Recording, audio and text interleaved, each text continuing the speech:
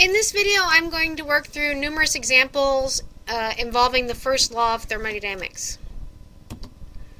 Here is example 1. We have 1 gram of water at 50 degrees Celsius and a different 1 gram of water at 25 degrees Celsius. And we're going to combine them, placed in contact, put in the same cup, however you want to think about it. What's the equilibrium temperature? So the first thing I want to do is I want to go through and identify everything associated with the hot end of things, and that's this portion, and everything associated with the cold end of things, and that's that portion. And now I'm going to make myself a grocery list, if you will, like we did with projectile motion. The mass of our hot substance is 1 gram. The initial temperature of it is 50 degrees Celsius, and we're told it's water, so the specific heat is 1 calorie per gram degree Celsius from the table presented earlier in the unit. On the cold side, we also have a 1 gram sample. Our initial cold temperature is 25 degrees Celsius, and the specific heat is again for water, so that's 1 calorie per gram degree Celsius. When you apply the first law of thermodynamics that tells you that the energy lost by the hot substance has to equal the energy gained by the cold. So this minus sign is telling us that the hot substance is losing energy. So that's negative the hot mass, the change in temperature of the hot substance, times the specific heat of the hot substance has to equal the mass of the cold, the change in temperature of the cold times the specific heat of the cold. Now, I'm going to be observant at this point and notice, hey, look, my hot mass and my cold mass are the same. Therefore, I could plug in numbers, but it's just going to cancel. The same thing for my specific heats. They're also the same, so they cancel. So what I'm left with is the negative change in temperature of the hot substance has to equal the change in temperature of the cold. So that's negative T final hot plus T initial hot. Notice I've taken the delta T, which is T final minus T initial, but with that extra minus sign out in front, it flipped it. Delta T cold looks like T final cold minus T initial cold. And then I'm going to remember, hey, we're going to equilibrium. So T initial hot is, not T initial, T final hot will equal T final cold. So I'm just going to call that T from now on. So now I have negative T plus T initial hot, which is 50, equals T minus T initial cold, which is 25. I'm going to take my T's and move them all to one side, so that's negative 2T equals 50 plus 25 is a negative 75, or that T equals 37.5 degrees Celsius, which hopefully isn't too much a surprise for you. I mean, it's just the average. Because our masses were the same and our substance was the same, it ends up right smack dab in the middle of the initial temperatures. For the second example, it's very similar, but instead of water and water at 2 different temperatures, we're now going to do with aluminum and copper. Right? So again, I'm going to start by identifying everything on the hot side, which is here.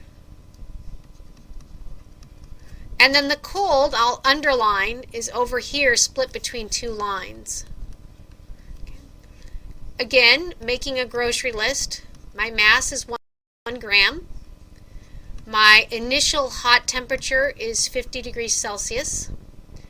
And the specific heat, that should be a hot, of aluminum is 0.215 calories per gram degree Celsius. On the cold side, I have 1 gram. My initial temperature is 25 degrees Celsius. And the specific heat for copper is 0.092 calories per gram degree Celsius. Now I use the first law. Energy lost by the hot substance has to be gained by the cold. So that's negative m hot delta T hot specific heat hot equals mass of the cold delta T cold specific heat of the cold. And again, I'm going to be observant and notice my masses are the same, therefore they cancel. I can't cancel the specific heats in this example like I did in the last one because I don't have the same substance. My specific heats are not the same. So now I'm going to plug in numbers. At the same time, I'm going to write out what delta T is, T final minus initial, and I'm just going to let T final be T because it'll be the same for both, again, because we're going to equilibrium. T initial hot is 50. Specific heat hot is 0.215. Delta T cold is T minus 25 multiplied by the specific heat, which is 0.092. Okay, so we need to first get rid of the parentheses, distribute everything out. So that ends me up at negative 0.215 T plus minus, so those two cancel. 50 times 0.215 is 10.75. On the other side, I have 0.092 T, and then 25 times 0.092 is 2.3, and that's subtracted off. I now need to move all the T's to one side, everything that doesn't have a T to the other. So that essentially means I'm going to add 0.215 to both sides. Right? And then add 2.3 to both sides. The 2.3's cancel on this side, the 0.215 T on this side cancel, and that leaves me with 10.75 plus 2.3 is 13.05. 0.092 plus 0.215 is 0.307 times T. So now we just have to divide 13.05 divided by 0.307 is 42.5 degrees Celsius. Okay. And now I'm just going to look at it and notice, hey, the final temperature is closer to the initial temperature of the aluminum than of the copper. This makes sense. Because the specific heat of aluminum is bigger than the specific heat of copper, it takes more energy to accomplish a temperature change. Therefore, the copper changes more, the aluminum changes less.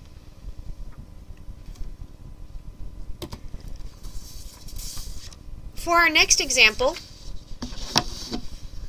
we're going to stick with aluminum, but now we're playing around with the mass. On the hot side, we have 1 gram at 50 degrees Celsius.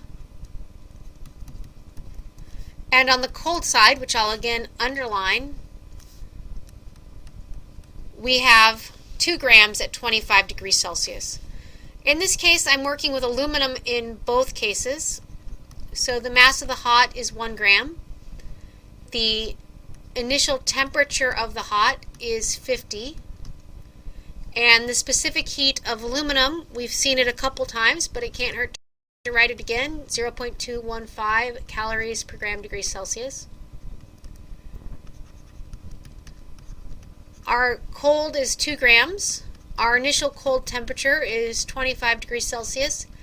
And the specific heat of aluminum, again, for our cold substance is 0.215 calories per gram degree C.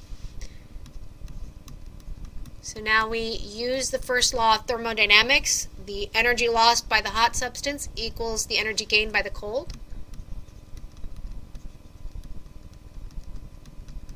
Plugging in our definition for Q on both sides. Noticing, hey look, the specific heats are the same, so I'm going to cancel them. No sense in doing multiplication, we don't have to, right? And now I can plug in numbers. Our hot mass is 1 gram. Our final temperature, because we're again going to equilibrium, I'm just going to let be T. our initial hot temperature is 50, and that equals 2 grams times T minus 25. We need to get rid of the parentheses. On the left-hand side, that leaves me with negative T plus 50. On the right-hand side, I end up with 2T minus 50. I need to get the T's all over to one side, so I'm going to add T to both sides. And then I need to get rid of the 50s on both sides, so that means adding 50 to both sides. Over here that cancels, and this cancels. So that leaves me with 3T equals 100, or that T equals 33.3 degrees Celsius. Now I'm going to look at it again, and I'm going to say, hey look, the hot substance changed more than the cold substance. This again makes sense. Because it is the same substance and I have more cold, it's going to take more energy to bring the cold sample up than to bring the hot sample down. For our last example, we're just going to play with everything. So we have our hot substance over here, 2 grams of diamond at 100 degrees Celsius. And our cold is 5 grams of 25 degrees Celsius water. So our hot mass, if you will, is 2 grams. The hot temperature, initial, is 100 degrees Celsius, and our hot specific heat is for diamond, which if you look in the table is 0.124 calories per gram degree Celsius. On the cold side, we have 5 grams of water. Our initial cold temperature is 25 degrees Celsius, and our specific heat for water is 1 calorie per gram degree Celsius. First law of thermodynamics tells me that energy lost by the hot equals the cold. So, plugging in our definition here.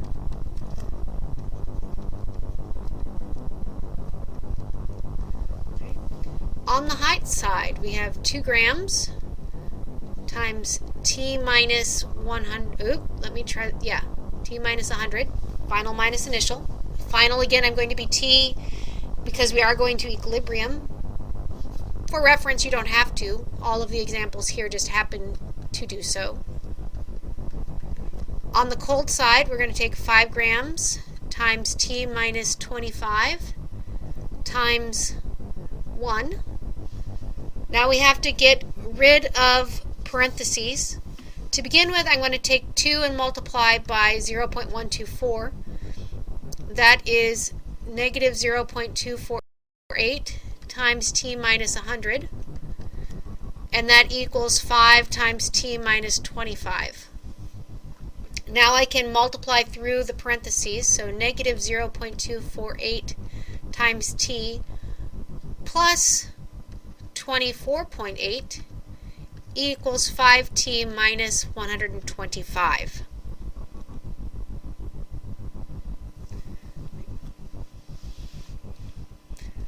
Okay, so to isolate the T's, let's add 0.248 T to both sides. It'll cancel on this side. And then add 125 to both sides, so it cancels on that side. That leaves us with 5.248 T equals 149.8, or that T equals 28.5 degrees Celsius. Right. Okay. Now I'm going to think about it again. I have more water, and the specific heat of water is almost a factor of 10 bigger than the specific heat of diamond. Therefore, I would expect the temperature of the water to change less than the temperature of the diamond. And that is very, very much the case. Water only changed 3.5 degrees from 25 to 28.5, whereas diamond decreased from 100 all the way down to 28.5.